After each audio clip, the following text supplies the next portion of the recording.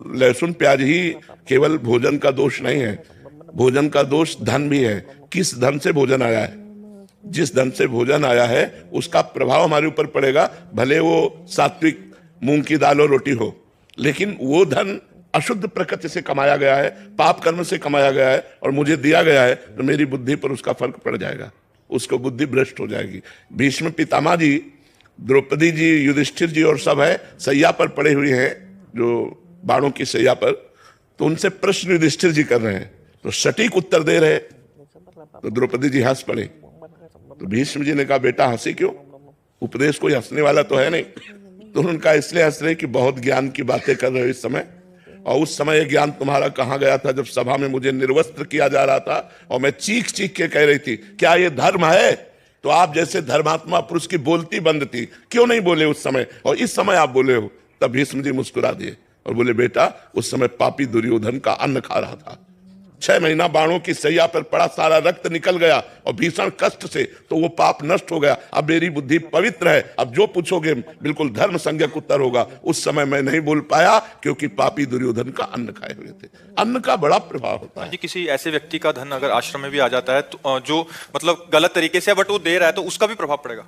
हम तो मतलब इतना तक महापुरुषों से सुने हुए हैं कि एक बार एक संतों की मंडली ग्राम से निकली, तो एक धनी मानी ने निमंत्रण दिया, सब संतों ने प्रसाद पाया और सुबह एक दूसरे की तरफ देखते हुए कहा कि आज तो हमारा संयम नष्ट हो गया।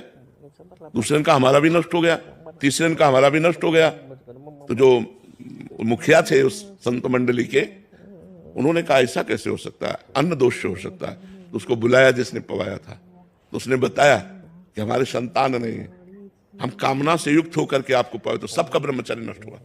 मतलब भोजन का इतना बड़ा प्रभाव है कि धन भी पवित्र है, लेकिन आपकी कामना बनाते समय किस भाव में है वो उसका प्रभाव होता है। तो हम लोगों को ये देखना है कि थोड़ा हमारा जो लेने का ढंग है, अब जैसे अपने यहाँ है तो बिल्कुल भगवान के आश्रित है। अगर आप 100 रुपया निकाल के रखते हैं तो हम यही समझते हैं मेरे भगवान ने इसे प्रेरित किया है, क्योंकि मुझे पता है यहाँ वही दे सकता है जिसको श्री जी प्रेरित करेंगी। तो ये उनके मेहनत की कमाई है। वो 100 रुपया की दाल आएगी ना, और जब रोटी पाएंगे तो भजन होगा, लेकिन 1 करोड़ का जब व्यवस्था होगी तो भजन नहीं होगा, वापस में राग द्वेष ईर्ष्या काम क्रोध ये विकार होंगे। तो भोजन का प्रभाव हमारे ऊपर बहुत, वैसे भी कहावत है जैसा खाओ अन्न वैसा बने मन। तो अन्न कहाँ से खरीदा गया, किस पैसे से लाया गया, किस भावना से बनाया गया, उसका भी प्रभाव पड़ता है। इसलिए हम कहते हैं कि ज्यादा बाजार की चीजें भजन करने वालों को बनी बनाई नहीं पाना चाहिए, क्योंकि वो बनी बनाई तो अच्छी दिखाई दे रहे हैं, लेकिन बनाते समय उसकी प्रक्रिया